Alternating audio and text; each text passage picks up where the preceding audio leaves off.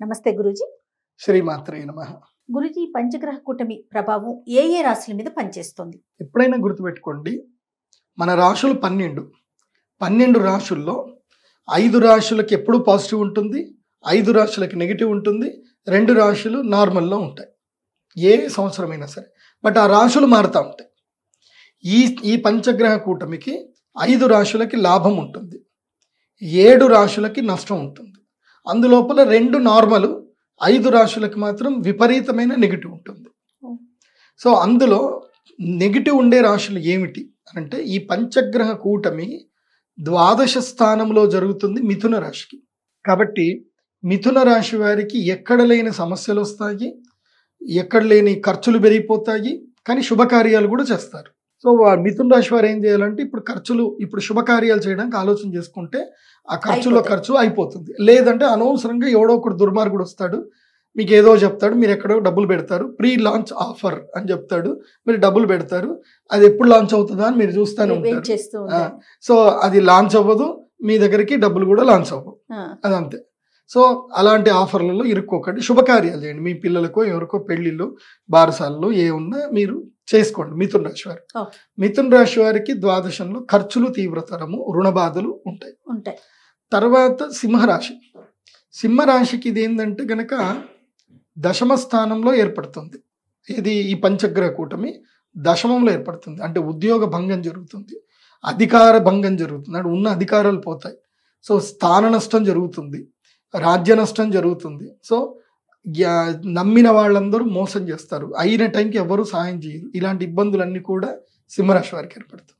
కాకపోతే దీంట్లో ఒక పాజిటివ్ కూడా ఉంది, మళ్ళీ నెగిటివ్ ఉంటుంది, దాంట్లో పాజిటివ్ ఉంటుంది. ఏంది అనంటే, మీరు ఏదైనా ఇష్టం లేని ఉద్యోగంలో ఉన్నారా, ఇప్పుడు మానేసుకోండి. ఎట్లాగో ఇప్పుడు ఉద్యోగం పోతుంది కాబట్టి మానేయండి, మంచి ఉద్యోగం వస్తుంది. స్థాన మార్పు చేయాలనుకుంటున్నారు. ఇప్పుడు ఉదాహరణకు మీరు ఎక్కడో పల్లెటూరులో ఉన్నారు, జీవితం ఇంకా మారట్లేదు అని అనుకుంటున్నారు. ఇప్పుడు స్థాన మార్పు జరగాల్సిందే కాబట్టి ఇప్పుడు ఏం చేయండి, మైగ్రేట్ అయిపోండి. చాలా మంది జీవితాలు మైగ్రేట్ అయిన తర్వాత వాళ్ళ జీవితాలు బాగుపడ్డాయి. ఎంతో మంది ఒక మంచి ముహూర్తం చూసుకొని హైదరాబాద్కి వచ్చో లేదంటే చెన్నై పోయో వాళ్ళ జీవితాలు మారిపోయి వాళ్ళు ఇల్లు కట్టుకొని కోటీశ్వర్లు అవుతారు. సో ఇప్పుడు సింహరాశి వారికి ఉంది కాబట్టి మైగ్రేషన్ అయ్యే టైం ఇది. సో ఉద్యోగ మార్పు కానీ ట్రై చేసుకున్నా ఉద్యోగ మార్పు వస్తుంది. దెన్ తులారాశికి ఏంది, అష్టమ స్థానంలో పంచగ్రహ కూటమి అవుతుంది. కాబట్టి ఏమవుతుంది, ఆరోగ్య భంగం జరుగుతుంది. ముఖ్యంగా రిప్రొడక్షన్ ఆర్గన్స్ ఇబ్బంది జరగడము, డైజెషన్ ఇబ్బంది జరగడము, ఏదైనా ఒక రోగం రావడము, ఫుడ్ పాయిజన్ రావడము, ఇట్లాంటివన్నీ కూడా తులారాశి వారికి ఉంటాయి. ప్లస్ ఇంకోటి ఏంటంటే యాక్సిడెంట్లు కూడా జరిగే అవకాశం ఉంటుంది. తులారాశి వారు ఇప్పుడు టూర్లు ఎటు పోయినా సరే చాలా జాగ్రత్తగా వెళ్ళండి. మొన్న ఎవరో ఇట్లనే కేరళలో గూగుల్ మ్యాప్ పెట్టుకుని పోయి కాలువలో వెళ్ళిపోయారట. అట్లా వెళ్ళకండి, జాగ్రత్తగా చూసుకొని వెళ్ళండి, ముఖ్యంగా తులారాశి. నెక్స్ట్ ఏంది కుంభరాశికి వచ్చేసి ఇది ఏ స్థానంలో జరుగుతుందంటే 4వ స్థానంలో జరుగుతుంది. 4వ స్థానంలో పంచగ్రహ కూటమి అయితే ఇంట్లో ఉండే వాళ్ళందరూ అప్పటిదాకా స్నేహం ఉండే భార్య కానీ భర్త కానీ లేదంటే అన్నదమ్ములు కానీ తర్వాత పిల్లలు కానీ అమ్మ నాన్న కానీ ఎవరితో ఒకరితోటి గొడవలు అవుతాయి. ఇంట్లో అందరూ ఎడమొహం పెడమొహం వేసుకొని కూర్చుంటారు. అది గొడవ మేబీ చిన్న టీవీ రిమోట్ వల్ల రావచ్చు, ఈ దేని వల్లనో రావచ్చు, కానీ ఇంట్లో అయితే గొడవలు పక్కా. అందరూ ఎడమొహం పొడమొహం వేసుకుంటారు, 2 పొయ్యిలు పెట్టుకుంటారు. నేను ఇంట్లో ఇక అందరితో కలిసి ఉండేది లేదు, నేను మీ అమ్మతోటి మాట్లాడను, నాది నాకు తీసుకొచ్చేసి నా కుక్కర్ నాకు తెచ్చి అని అంటారు. సో మీకు కూడా అదేదో ప్రోగ్రామ్ మీరు చేస్తారు కదా, దానికి మీకు డిమాండ్ పెరుగుతుంది, అందమైన జీవితాన్ని కూడా వస్తారు. ఇప్పుడు ఎవరు మోస్ట్లీ కుంభరాశి వాళ్ళు వస్తారు దగ్గరికి. ఎందుకోసం అంటే కుంభరాశి వాళ్ళకి కుటుంబ కలహాలు ఎక్కువ అయిపోతాయి. కుటుంబ సుఖస్థానం కదా, అట్లాగే వాళ్ళకి వెహికల్స్ అమ్ముకోవడం, వెహికల్ యాక్సిడెంట్ అయిపోవడం, ఇల్లు అమ్ముకోవడం, ఇలాంటి అన్ని పరిస్థితులు ఏర్పడతాయి. ఇక తర్వాత వచ్చేసిన రాశి మీనరాశికి చాలా తీవ్రమైన ఇద్దడు ఉంటుంది. ఎందుకోసమంటే వీళ్ళకి శని ఇబ్బంది ఉంటుంది. కుంభరాశి ఈ రెండిటికి శనిగ్రహ ప్రభావం ఉండడం వల్ల ఆస్తులు నష్టపోతారు. మీనరాశి వారు మెయిన్గా తృతీయ స్థానంలో ఉండడం మూలన అన్నదమ్ముల మధ్యన గొడవలు జరుగుతాయి. ముఖ్యంగా అక్క చెల్లెలు కూడా కేసులు పెడతారు. ఇప్పుడు ఉదాహరణకి నాకు తెలిసిన మొన్న ఒక క్లయింట్ వచ్చారు. 2002లో వాళ్ళ చెల్లెలకి చాలా గ్రాండ్గా పెళ్లి చేశాడు. ఏది, వాళ్ళ నాన్న చనిపోయాడు, చెల్లెల్ని తానే పెంచాడు, మంచిగా పెంచి చేసి మంచిగా చూసి పొలం కూడా ఒకటి అమ్మేసి చెల్లెలకి గ్రాండ్గా పెళ్లి చేసి అప్పట్లోనే చెల్లెలకి ఒక 50 తులాల బంగారం పెట్టాడు. ఇది ఆ పొలం అమ్మిన డబ్బులు పెట్టి 50 తులాల బంగారం కూడా ఇచ్చాడు. కాకపోతే చెల్లెలే కదా, చెల్లెల్ని ఎప్పుడు లీగల్గా అడగరు కదా, ఆమెను సంతకం పెట్టమని ఏం అడగలేదు. సో ఏదో పొలం అమ్మేశాడు, అయిపోయింది. మిగతా పొలం ఏదైతే ఉందో ఆయన దగ్గర ఉంది. ఆయన చక్కగా పొలం పండించుకున్నాడు. అదృష్టరీత్యా ఏంటంటే 2018, 2024 వచ్చేసరికి ఆ పొలము ధర వచ్చేసి దాదాపు విపరీతంగా పెరిగిపోయింది. అది 3 కోట్లు 5 కోట్లు అయింది. దాన్ని అమ్ముదామని వెళ్ళేసరికి వాళ్ళ చెల్లెలు కేసేసింది. అది నాన్న ఆస్తి, అది తాతగారి ఆస్తి, అది దాంట్లో నాకు కూడా హక్కు ఉంది అని ఆమె కేసు పెట్టింది. మరి ఆమె సగం పాలు అప్పుడే అమ్మి దానికి బంగారం గురించి ఇచ్చాడు. 2002లో బంగారం ఎంత? దాదాపు 4,000 3,000 ఉండే ఇది తులం బంగారం. ఇప్పుడు ఎంత అయింది? 74,000 అయింది. అంటే ఆమె లాభపడ్డట్టే కదా ఆ బంగారంతో. కానీ అది పట్టించుకోదు, అది లెక్కకు రాదు. నా పెళ్లి చేసిన నీ బాధ్యత, ఆస్తిలో నాకు హక్కు ఉందని కేసేసింది. సో ఇలాంటి సమస్యలు వస్తాయి. అందుకే నేను ఇది కలికాలం. ఈ కలికాలంలో మీ కొడుకుకి డబ్బులు ఇచ్చిన, మీ భార్యకి డబ్బులు ఇచ్చిన, మీ అన్నదమ్ములకు డబ్బులు ఇచ్చిన, ఎవరికి ఏది చేసినా నోటు పత్రం రాసుకోండి. ఖచ్చితంగా తప్పకుండా లీగల్ గానే పోవాలి. నమ్మకము మాటలు పని చేయవు. ఈ కలికాలంలో పేపర్లే మాట్లాడతాయి, అంతే. బాండ్ పేపరే మాట్లాడుతుంది, వేరే ఏది మాట్లాడదు. అయ్యో పాపం అని మొహమాటానికి వెళ్ళిపోయి నా తమ్ముడే కదా నా చెల్లెలే కదా అనుకుంటే ఆఖరికి నష్టపోతారు. ఎందుకోసమంటే అది వాళ్ళ తప్పు కాదు, కలి ప్రభావం, అది కాలం ప్రభావం. కలి నెత్తి మీద కూర్చుంటాడు, అంతే. అన్నదమ్ముల మధ్యన గొడవ పెడతాడు, భార్యాభర్తల మధ్యన గొడవలు పెడతాడు, లేనిపోని సంబంధాలు సృష్టిస్తాడు. ఇది కలి యొక్క పని. అది భాగవతంలోనే చెప్పారు. అలా జరగకూడదంటే మీరు జాగ్రత్తగా ఉండాలి, అంతే. ఈ 5 రాశులకి ప్రభావం చూపిస్తుంది, తీవ్ర ప్రభావం, నష్ట ప్రభావం ఉంటుంది. 2 రాశులు న్యూట్రల్గా ఉంటాయి. ఆ 2 రాశులు ఏంటంటే ధనస్సు రాశి, అదేవిధంగా వృషభ రాశి న్యూట్రల్గా ఉంటాయి. కాకపోతే వృషభ రాశి వారికి బయోలాజికల్ చేంజెస్ వస్తాయి, శరీరంలో బయోలాజికల్ చేంజెస్ వస్తాయి. హార్మోన్స్ చేంజ్ అవ్వడము, తర్వాత ఎఫెక్టివ్గా థైరాయిడ్ ఇష్యూస్ రావడము, లేదంటే గాల్ బ్లాడర్ ఇష్యూస్ రావడము, ఇలాంటివన్నీ కూడా ముఖ్యంగా హార్మోనల్ ఇంబ్యాలెన్స్ అనేటివి వృషభ రాశి వారికి జరుగుతాయి. బికాస్ నేను మెడికల్ ఆస్ట్రాలజర్ కాబట్టి నాకు పర్ఫెక్ట్గా తెలుస్తుంది ఏదేం జరుగుతుందో. నేను చెప్పేది మోస్ట్లీ జరుగుతాయి. కాబట్టి వృషభ రాశి వారు మీ ఆరోగ్యం పట్ల అప్రమత్తంగా ఉండండి. ధనుస్సు రాశి వారికి ఏంటంటే శత్రుబాధ బాగా పెరుగుతుంది, లేనిపోని కొత్త శత్రువులు పుడతారు. సో ఏం లేదు, సింపుల్. మనం డ్రైవింగ్ చేస్తూ వెళ్తాం, ఎవడో ఓవర్టేక్ చేస్తాడు, వాడి మీద కోపంతో మనం పోయి వాడిని ఓవర్టేక్ చేస్తాము, పెట్టుకుంటాం, వాడు అక్కడ దిగుతాడు, వీడి ఇద్దరు కొట్లాడుకుంటారు, దాంతో ఇంకో 10 మంది కలుస్తారు, కొత్త శత్రువులు పుట్టుకొస్తారు. సో ఇంటి పక్కోడు ఎవడో చెత్త వేస్తాడు, ఎందుకు చెత్త వేసావురా అని పోయి, అదే చెత్త వేసాడు, అమ్మ చెత్త వేద్దని చెప్పమ్మా అని చెప్పి క్లీన్ చేసుకొని ఒక మంచి మాట చెప్తే అయిపోతుంది.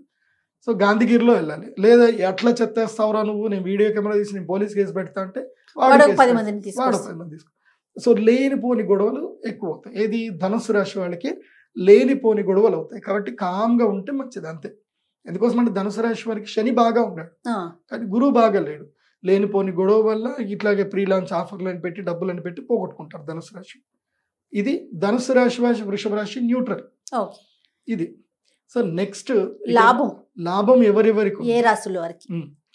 అందులోపల మేషరాశి వారికి ఇది ధనస్థానంలో జరుగుతుంది కాబట్టి అఖండ ధనలాభం కలుగుతుంది.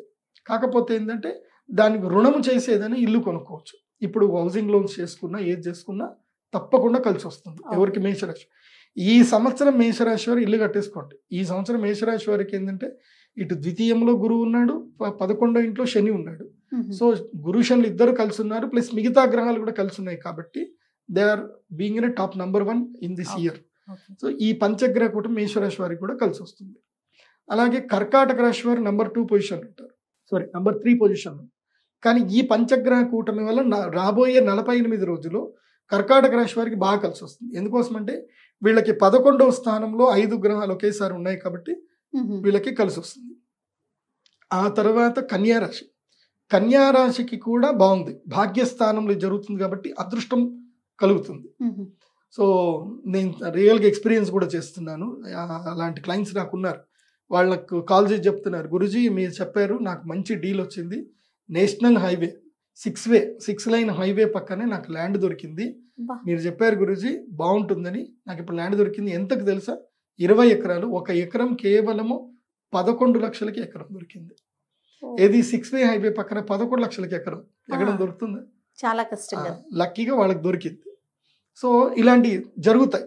పంచగ్రహ కూటమి వల్ల ల్యాండ్లు దొరుకుతాయి, మంచి మంచి డబ్బులు. ఎప్పుడైనా అందుకోసం చెప్తాను ఏంటంటే డబ్బులు ఎప్పుడు జాగ్రత్తగా కాపాడుకొని పెట్టుకోవాలి.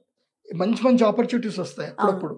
మంచి ఇన్వెస్ట్మెంట్స్ చేయాలి. మంచి ఇన్వెస్ట్మెంట్స్ కూడా వస్తాయి. ఇప్పుడు నాకు తెలిసి ఇక్కడనే జూబ్లీ హిల్స్లో ఒక దాదాపు 5 కోట్ల ఇల్లు, వాళ్ళకి ఏదో ఫినాన్షియల్ ప్రాబ్లం ఉంది, వాళ్ళది బ్యాంక్రప్ట్ అవుతుంది, వాళ్ళకి అర్జెంట్ 3 కోట్లు అవసరం ఉన్నాయి.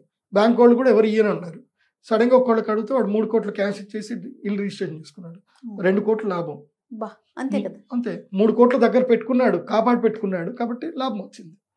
సో ఎప్పుడైనా డబ్బుని మనం ఎంత కాపాడుకుంటే అదృష్ట సమయం వచ్చినప్పుడు అది మనకు ఉపయోగపడుతుంది.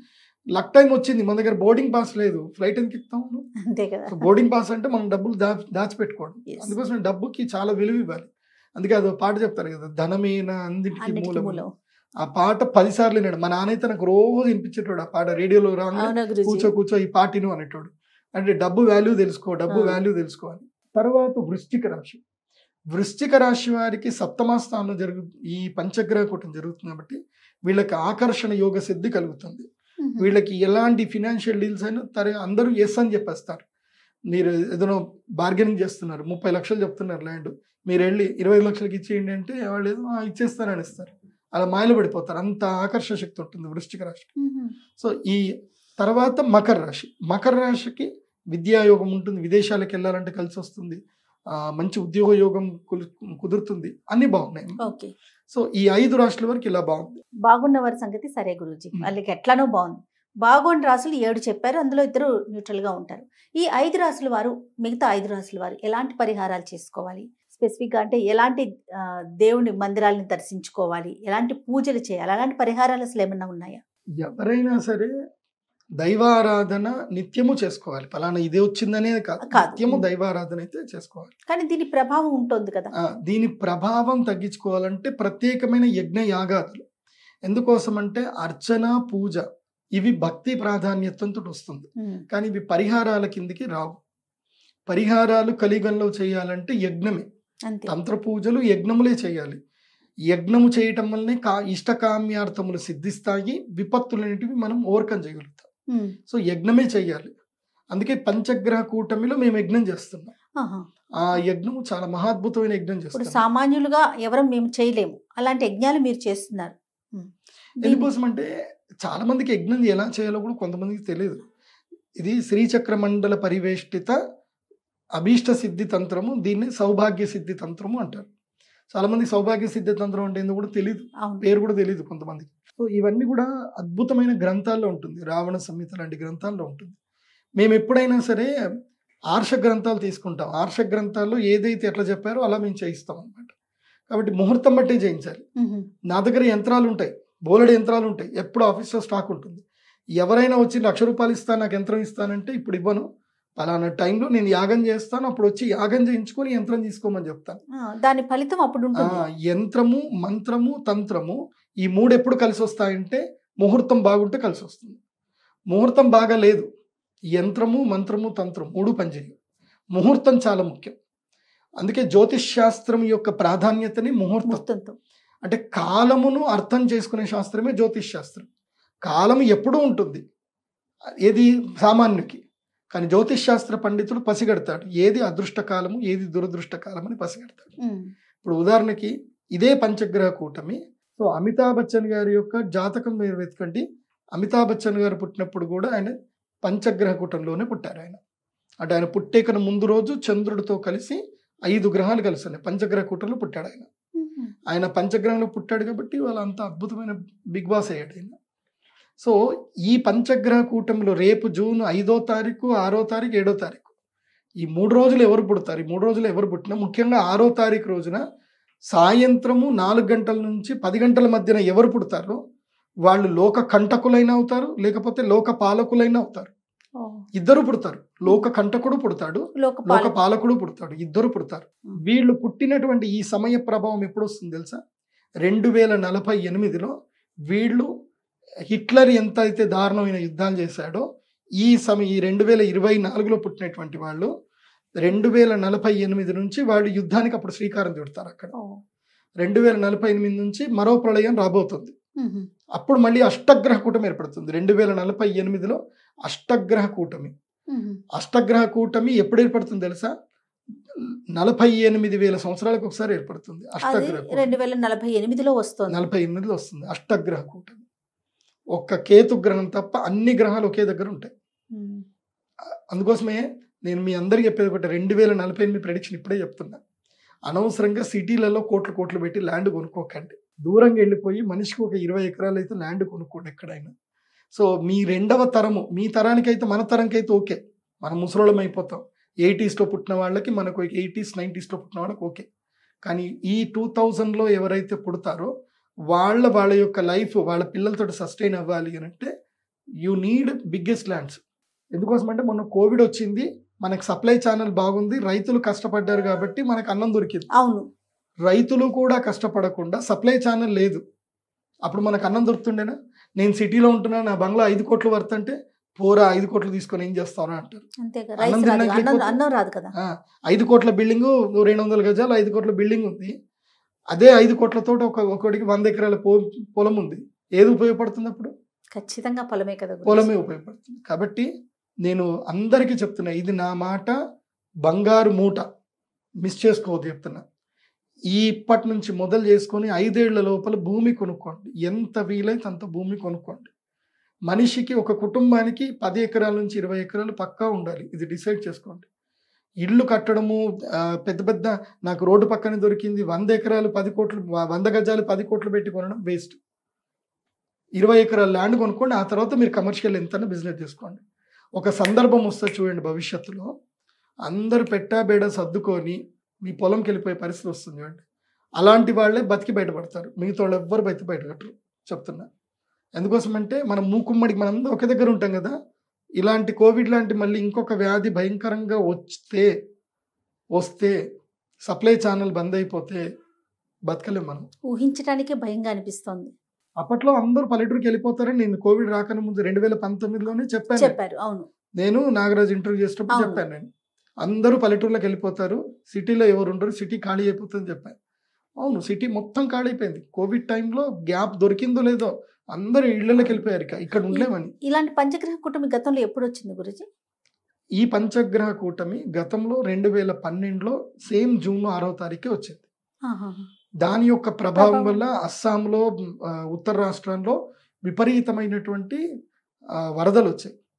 అదే టైంలో మన భారతదేశంలో విపరీతమైన చొరబాట్లు కూడా వచ్చాయి.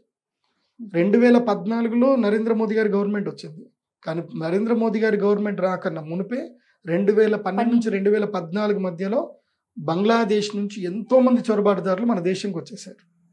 అది మన దేశానికి జరిగిన పెద్ద విపత్తు. అది 2013లో జూన్ 16వ తారీఖు 2013 జూన్ 16వ తారీఖు మిథున రాశిలో చతుర్గ్రహ కూటమి ఏర్పడింది. అదే రోజు దారిదేవి మందిర్ కూల్చడానికి ప్రయత్నం చేశారు. కేదార్నాథ్లో పెద్ద వరదొచ్చి కేదార్నాథ్ దేవాలయాన్ని ఒక శిల వచ్చేసి ఆపేసింది.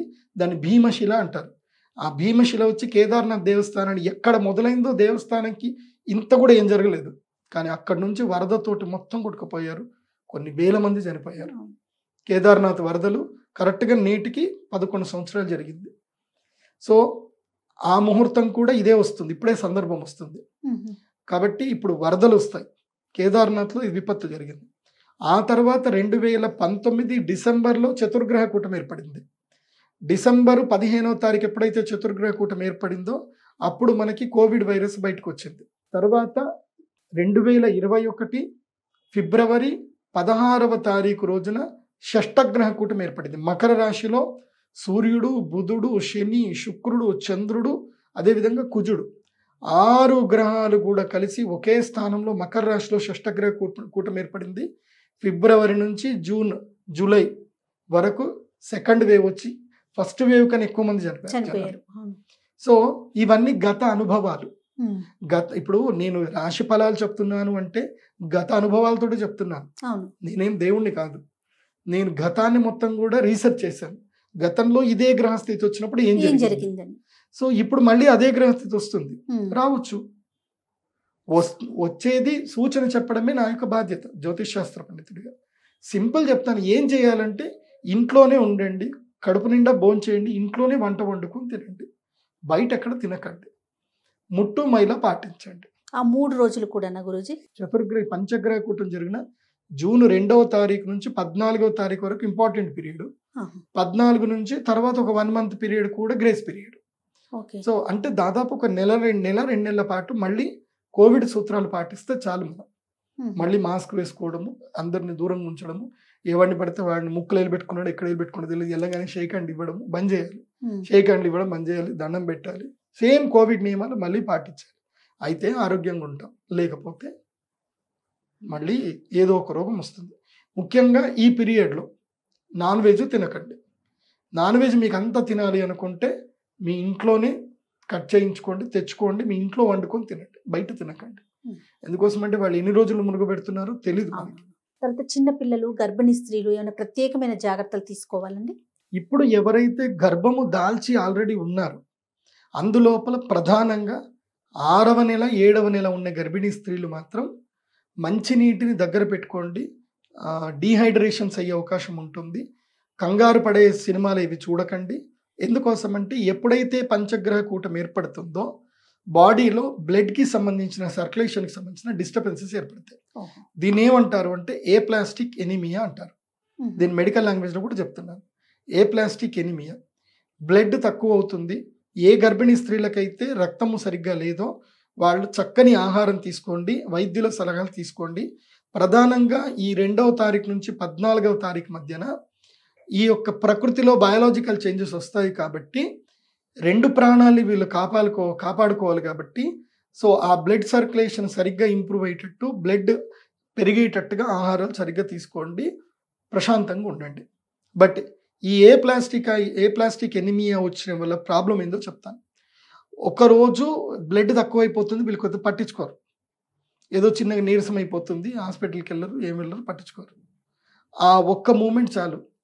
బ్రెయిన్లో కడుపులో ఉండే పిల్లవాడికి బ్రెయిన్కి బ్లడ్ సర్క్యులేషను కొంచెం సేపు తగ్గిపోతుంది. ఎంత ఒక 10 సెకండ్స్ తగ్గింది అనుకుందాం, 10 సెకండ్స్. ఏప్లాస్టిక్ ఎనిమియా వచ్చిన ప్రభావం వల్ల తల్లికి ఒక 3 గంటల సేపు ఆ ఎనిమియా వస్తే పిల్లవాడికి అది 30 సెకండ్ల కిందకి ప్రభావం పడుతుంది. అంటే 30 సెకండ్ల పాటు బ్రెయిన్కి కొంచెం బ్లడ్ సర్క్యులేషన్ కొన్ని పార్ట్స్కి తగ్గుతుంది అనుకో. దానితోటి ఆటిజం పిల్లలు పుడతారు. హియరింగ్ ప్రాబ్లము, తర్వాత విజనరీ ప్రాబ్లం, ఏదో ఒక ప్రాబ్లం. ఎందుకోసం అంటే బ్రెయిన్లో ఏమేమి లోబ్స్ ఏముంటాయో ఎవరికి తెలియదు. అదో పెద్ద అద్భుతం అది బ్రెయిన్ అనేది.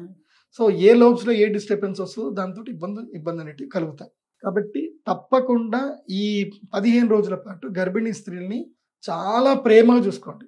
మీ అత్త కోడల మధ్య 100 సమస్యలు ఉండదు. ఆ పిల్ల డెలివరీ అయినసేపు ఆమెనే మహారాణి, మొత్తం ఆమెకే ఓకే నీ ఇష్టం అని సెల్యూట్ కొట్టండి. ఎందుకోసం అంటే ఆమె ఒక్క ప్రాణం కాదు, 2 ప్రాణాలు ఉంటాయి ఇక్కడ. కాబట్టి ఈగోకి వెళ్ళకండి, అండ్ మీరు కూడా ఈగోకి వెళ్ళకండి గర్భిణీ స్త్రీలు. కాబట్టి మంచిగా తినండి, బాగుండండి. అయితే ఈ జూన్ 1 నుంచి అంటే 2వ తారీఖు నుంచి 14వ తారీఖు వరకు గ్రహకూటమి సరిగ్గా లేదు కాబట్టి ఇప్పుడు వీర్య శుద్ధి బాగా ఉండదు, అండ శుద్ధి బాగా ఉండదు, బయాలజికల్ చేంజెస్ వస్తాయి. కాబట్టి సంతాన ఉద్యుక్తులు అయ్యేవాళ్ళు ఈ టైంలో సంతానం గురించి ఉద్యుక్తులు అవ్వకూడదు, కలవకూడదు. మామూలుగా మీరు ఇష్టం వచ్చినట్టు మీ జీవితాలు గడపండి, కానీ సంతానం గురించి మాత్రం ప్రయత్నం చేయకండి. గురూజీ, ఇప్పుడు ఒక 5 రాసుల వారు కొంత వాళ్ళకంటే సానుకూలంగా లేదు అన్నట్లుగా మనం మాట్లాడుకుంటున్నాం. ఇట్లా చాలా మందితో నేను వింటూ ఉన్నాను. మీరైతే కొన్ని మంచి చెడు 2 పాయింట్లు చెప్పారు. కానీ టోటల్గా అంటే భయపడకుండా ఉండాలి అంటే ఏం చేయాలి? ఈ కూటములు ఇలాంటి కలయికలు వస్తుంటే ఒకలాంటి భయం, ప్రజల్లో ఒకలాంటి ఆందోళన కలుగుతుంది కదా. భయపడడం వేరు, జాగ్రత్త పడడం వేరు. మేమేం చెప్తున్నామంటే జాగ్రత్త పడమని చెప్తున్నాం, భయపడమని చెప్పట్లా. తప్పకుండా. ఇప్పుడు మీ పిల్లవాడికి సైకిల్ మీద వెళ్ళేటప్పుడు వాడికి సైకిల్ పక్కా ఇవ్వాల్సిందే. వాడు బైక్ వేసుకొని పోవాల్సిందే, కార్ వేసుకొని పోవాల్సిందే. పోయేటప్పుడు ఏం చెప్తారు? జాగ్రత్త అని చెప్తారు.